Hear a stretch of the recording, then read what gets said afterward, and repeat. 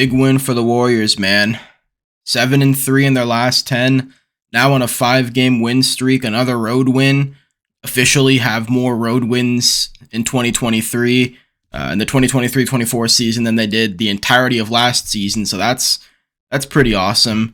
Big win against the Jazz here, 129-107. I thought the Warriors played probably their most complete game of the season. We've talked a little bit about, good wins versus bad wins, but the Warriors were in such desperation mode that it really didn't matter. It was just get it how you can. I thought tonight was a huge one just because there was quite a bit of adversity for this team in the first half in particular. Utah is one of the top 5 offenses at home, averaging 123 points per game. They're pretty deadly at home. They're also a gigantic team with a lot of athletes as well. Obviously, Larry Markkinen, former All-Star, probably still should be an All-Star. Walker Kessler, one of the better shot blockers in this league, another 7-footer. John Collins, still a solid player, solid little, power forward center combo kind of guy.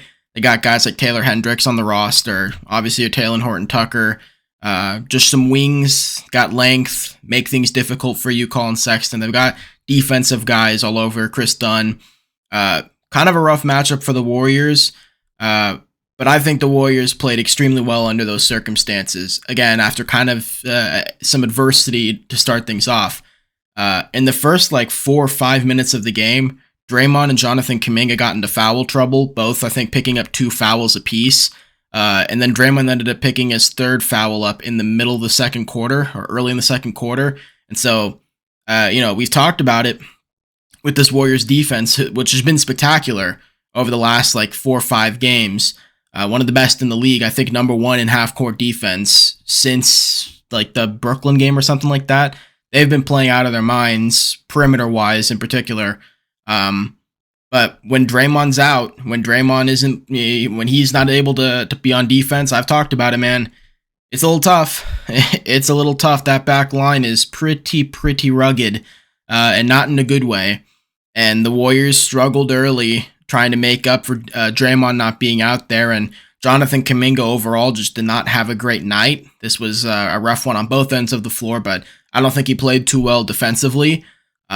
I thought Wiggins played solid, and then I think Gary did all right, but it was a little bit rough at first, and then the Warriors ended up shutting it down. Draymond came back in, and I think they just absolutely took off. I really liked the defense, in particular in the second half. I think the Warriors absolutely stepped up there, ultimately holding this team in their on their home court, which again, top 5 offensively, holding them under 110 points. That's pretty huge. More adversity within that first quarter. Steph didn't really have it. Steph didn't come alive really until that fourth quarter.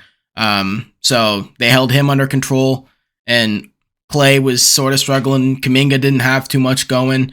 But again, full team effort, and the Warriors were able to come through. But that foul trouble, man, that was really tricky to go through. And, they're playing the Clippers next. That's one of those teams where if the same thing happens there, the results are probably different. And that's the one thing I'm talking about is if Draymond's either not out there, or if he's in foul trouble, or if he doesn't have a back line, that's tough. It's you're asking a whole lot out of that perimeter defense to be absolutely spectacular. And credit to him, Jordan Clarkson had an electric start. I think he had 13 points without missing in the first quarter and a half. And then I think he, for the most part, kind of got shut down in that game. Clarkson ended up finishing the game with 22 points, but on 7 of 17 shooting.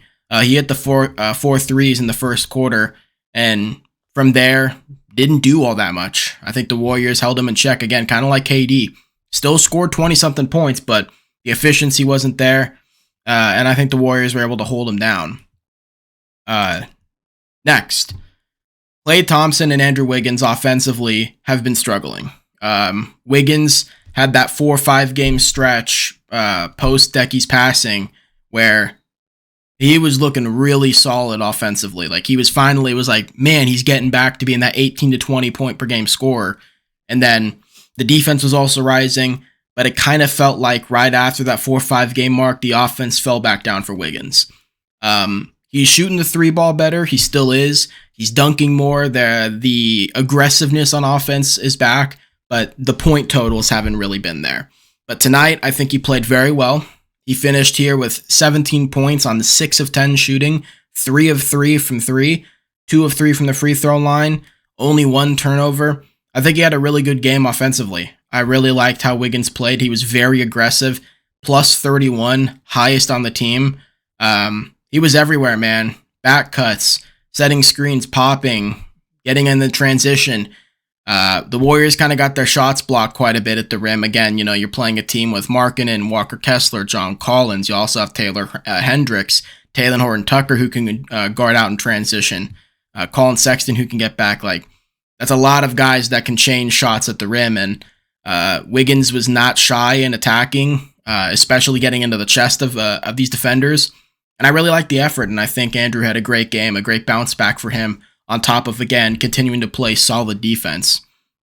Klay Thompson, who has also mightily struggled offensively, I think had one of his better games of the season.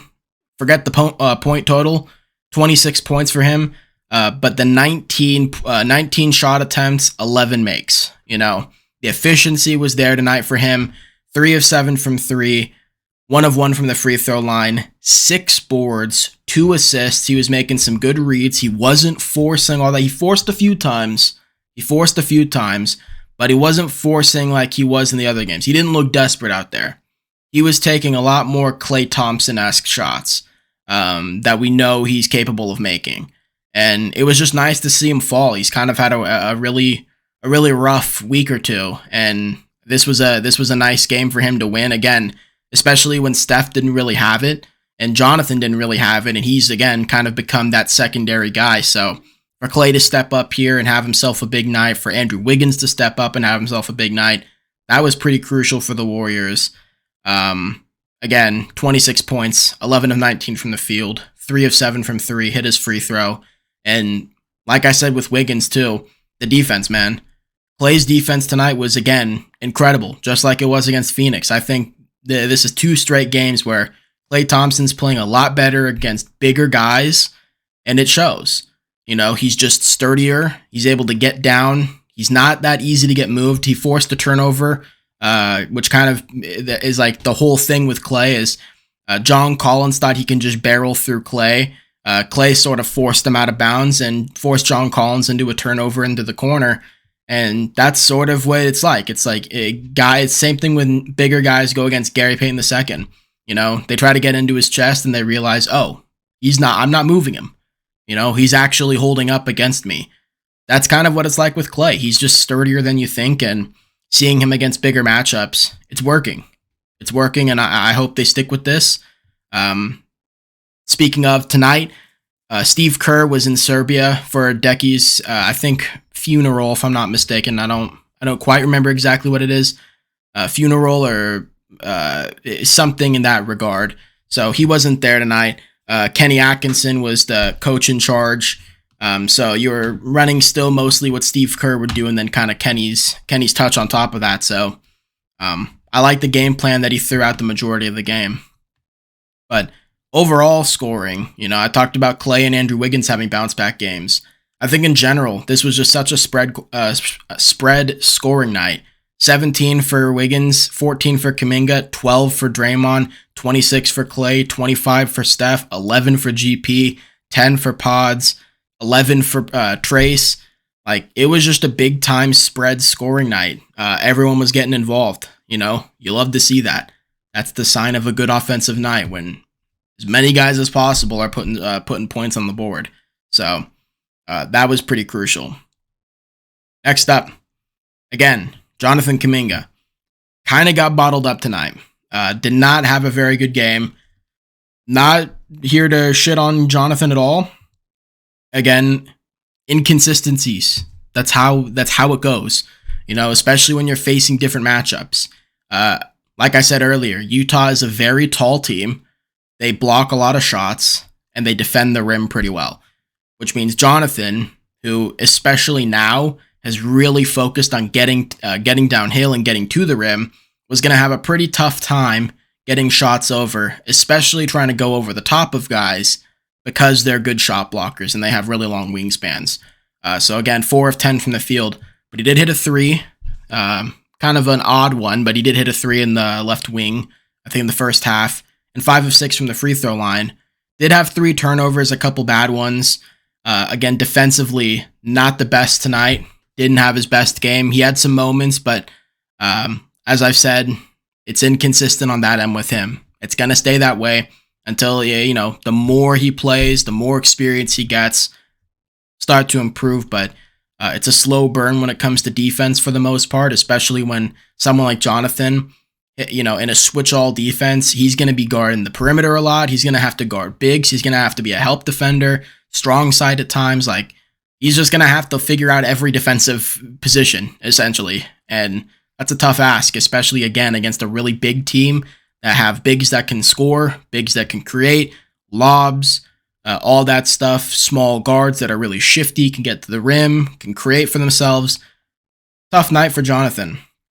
But I still think he was all right, giving you 14 points still, 5 of 6 from the free throw line, still had a blocked shot, that's not horrendous. That's still an impact, which it's nice to know that games like this where, Jonathan leaves a lot to be desired on the table, to still have a pretty decent game that impacts things. That's dope. That's dope. That's a barrier, or not a barrier. That's a safety blanket the Warriors haven't quite had. So, really nice to see there. Trace Jackson Davis. He's been a hot topic in the comment section of my videos of late. People seem to be under the impression that I'm not high on Trace Jackson Davis. It's not true. I like Trace. My entire point was, going into the trade deadline, I do not think Trace Jackson Davis is the best way we can go as far as overall rim protection. As I've said many times, and will continue to say, I think in the Western Conference, in the playoffs, you are going to be facing almost exclusively teams with a big-time interior presence. Don't look all up and down the West, all up and down the East. That's a lot of interior presence. And the Warriors are so heavily reliant right now on perimeter defense, and their back line is essentially only Draymond, that throwing a rookie out there is just not, 1, smart, but 2, fair to Trace. You don't want the first time this guy's really getting big-time minutes against all these insane centers who are just going to dog him at least the first go of things, right? You don't want that. That's not how you build confidence. That's how you tear a guy down and put him in the shitter, Oh, hey, Trace, here, first game. Yeah, big-time minutes, 7-game series against LA. Go have fun with Anthony Davis and LeBron, Not fair. Not fair. So, I was a big proponent of going out and trying to pry Jared Allen off of the Cavs' hands, or Jakob Poeltl off of the Raptors. I talked a little bit about potentially adding Wendell Carter Jr. There were a couple talks that the Warriors were interested in him because the Magic were interested in Chris Paul. So I think the Warriors do need to make a move for a center eventually, especially as Draymond gets older. The more he gets older, the more relying on him to do everything on the defensive end is just not going to work, He's still playing elite basketball, he's still playing elite defense, but Father Time is undefeated, and it's better to help now so that Draymond has a lot more gas left in the tank, to potentially string this thing out at least 2 more seasons, because if he's having to exert as much energy as he's having to exert for the foreseeable future, that's just, I don't think that's fair. I don't think that's fair. I think Draymond's far too valuable to this team to do that to him. And Trace, again, a game like this, 11 points, 4 of 4 from the field, 3 of 5 from the free throw line, 4 boards, an assist, a blocked shot, contested a ton, forced a lot of misses at the rim. He played very well. Not denying that. Trayce played very well. But again, against a team like the Jazz, cool. Love it. In the playoffs, I do not love it. I don't like the matchup of Trayce Jackson-Davis in a 7-game series against Nikola Jokic. I don't like it in a 7-game series against Anthony Davis and LeBron James. I don't like it in a 7-game series against Joel Embiid or Kristaps Porzingis or Giannis and Brook Lopez. You see what I'm saying? Like, I want someone with experience in those scenarios, not a rookie. 4-game college grad, cool, rare. Don't see that much anymore. Still, don't want it from a rookie. 3-4 years down the line, okay, maybe even 2-3. Okay, now that's a different story. Trayce is a backup big, all for it, 100% support. Not going to hear a peep from me about that. Starting level center, no bueno. No bueno. But yeah, Trayce, limited minutes tonight. Didn't even play 10, but he still had a really big impact. I think he did a great job. Great night, perfect from the field. Hopefully he gets more minutes in the coming games, especially because you don't want to run Draymond into the dirt. So I'd love to see Trayce get some more time out there, especially because Dario just even though he gives you a punch offensively, he's kind of been a little bit down than he was before. But I think I'd rather have Trayce out there than Dario at this point. I'd rather have Trayce out there than Kevon Looney. I think Kevon is just, his impact on the glass just is not viable enough to put him out on the floor for 11 minutes a night. I don't. So I'd love to see some more Trayce minutes, especially in games like this. But yeah, other than that, I think the Warriors still need to make a move for a big eventually. Maybe not right now. Not saying just grab the tallest guy you see and put him on the floor, but in the offseason, definitely worth looking into. Last but not least, Stephen Curry. Steph had a slow start, as I mentioned. I think he had 10 points in the first half. Did not shoot well. He was like 2 of 9 from 3, 4 of 12 from the field. Rough one at first. Again, a lot of wings and Chris Dunn, Colin Sexton, a lot of centers at the rim that can block shots. Rough matchup for Steph. Rough matchup. But the Warriors were able to hold the lead and hold it down for him to where he didn't have to overexert, play all that much. He only played 32 minutes tonight, so good. Didn't have to do all the most, especially on the road against, like I said earlier, multiple times, top 5 offensive team at home in the league in the Jazz. And the Warriors were able to hold their lead the entire time. And Steph was able to come in that fourth quarter, I think at around like the 8-minute mark, 7-minute mark. And he went ballistic, man. He went ballistic. 15 points in the fourth quarter. Every single one was a 3. 5 threes, obviously. Math, I'm pretty good at it. Not really. But I think Steph played very well in that fourth quarter. He almost had a triple-double. He did have a double-double tonight. 25 points, 10 assists, 6 boards, 3 steals, a block. Overall, fantastic one from Steph. Again, after a slow start, just cooked in that fourth quarter. And his playmaking was on one tonight. I think the Jazz, as always, teams want to blitz Steph, and he was able to make the right reads and wasn't really causing too many issues. Number one thing that I like but hate, 0 free throws. Not even an attempt. You can't seriously look me in the eye and tell me Steph Curry in a 48-minute game does not get fouled while shooting at least once. You can't tell me that. Only Steph, man. Only Steph I don't know what it is, but this man, he could get slapped in the face in front of the refs. Nothing. Bupkis. They're not giving him a single call. It is what it is. This has been the thing the entire career. I've had this argument with people. They're like, oh, he shoots a ton of threes. It's like, he shoots at the rim at a similar rate to Kyrie Irving. He shoots at a similar rate at the rim to most guards in his echelon of stardom. But he does not get even remotely close to the calls that they do. So, no, they are not the same. But, yeah. That's going to wrap things up. Warriors, big win here against the Jazz. They move on now to play the Clippers in San Francisco, I'm pretty sure. Wednesday, the Warriors in San Francisco play the Clippers. That took a minute, didn't it? So that's going to be a big one. Clippers have been arguably the best team in basketball over the last month or two. They've been incredible, and it's going to be a real tough matchup. They're all healthy. James Harden's playing pretty solid. Kawhi, PG are there. Russell Westbrook has been on one.